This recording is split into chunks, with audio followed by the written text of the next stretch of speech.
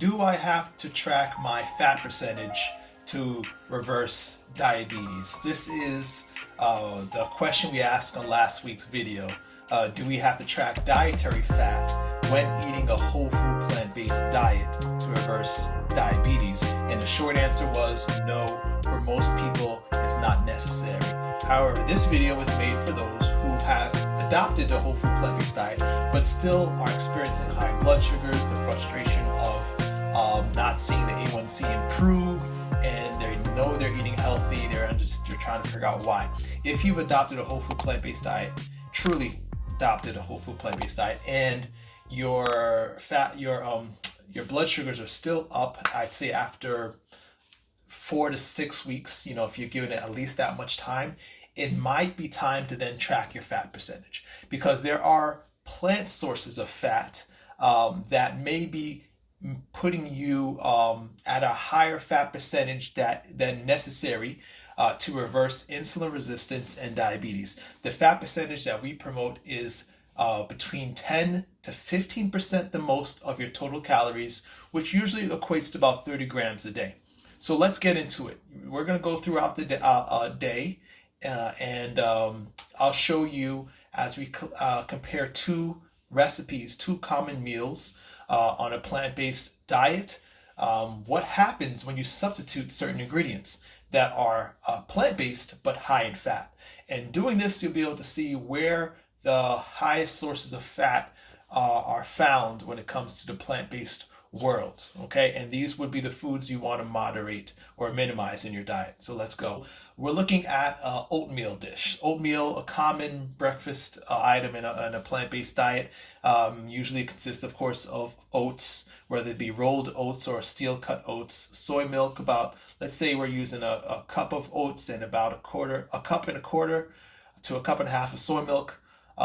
You're throwing in some blueberries, let's say a quarter cup of blueberries, a handful of raisins, and this is the fat percentage that you end up with. Just 16% of the total calories of this meal are coming from fat. So are we close to that 15%? Pretty close. I'd say, 16, that's not bad. 60% of the total meal being from fat is pretty good.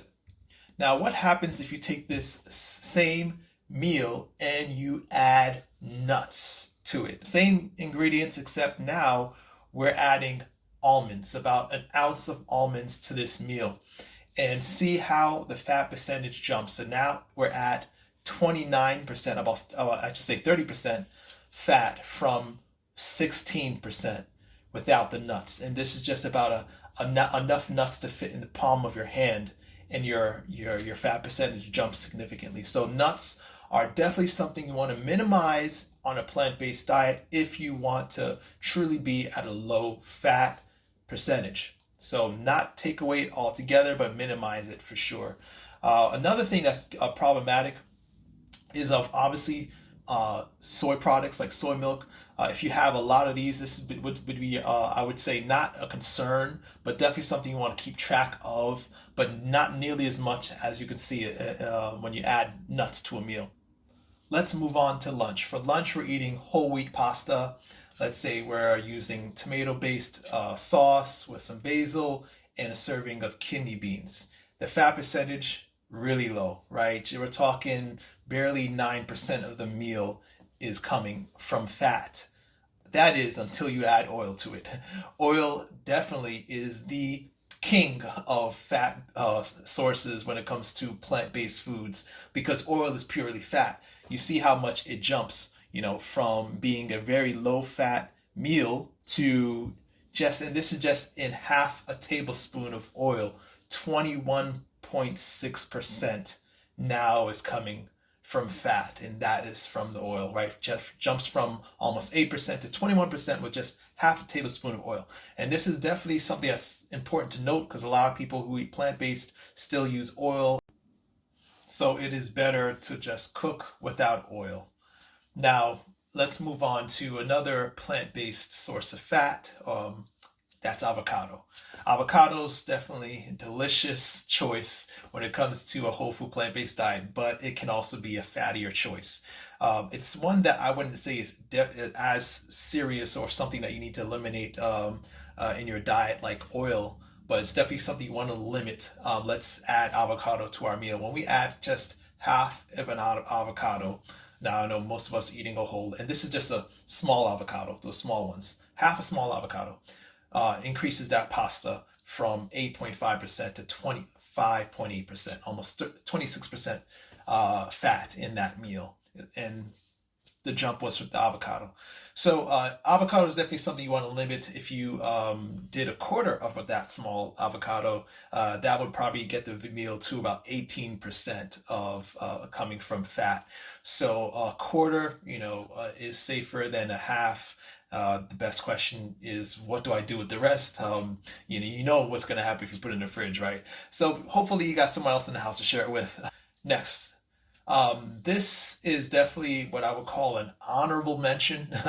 It's not definitely a huge concern. That's coconut milk. Coconut milk, because the serving size is small, isn't going to pose as big of a problem. So you can see just a tablespoon of canned coconut milk brings our meal from 8%, about 8.5% fat, to 14.8% fat. We're still at the goal, right? We're still at the 15% maximum goal for fat percentage per meal. So coconut milk definitely makes the cut.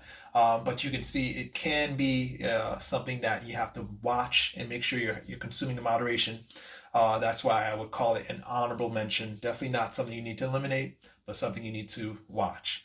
The next honorable mention, I would say, is tofu. With just 4 ounces of tofu, that's just maybe about a third to a quarter of a block of tofu firm. You're bringing your fat percentage up to about 16.5% from, again, 8.5 in that pasta meal. So tofu, definitely you could see, can be something you need to watch out for. Don't need to eliminate it. Just the same principle as avocado and the canned coconut milk is not necessary to eliminate, but definitely something to moderate and make sure you're not consuming too much of. So as you can see, it may be important for you to use dietary logs, food logs, apps to track your macros.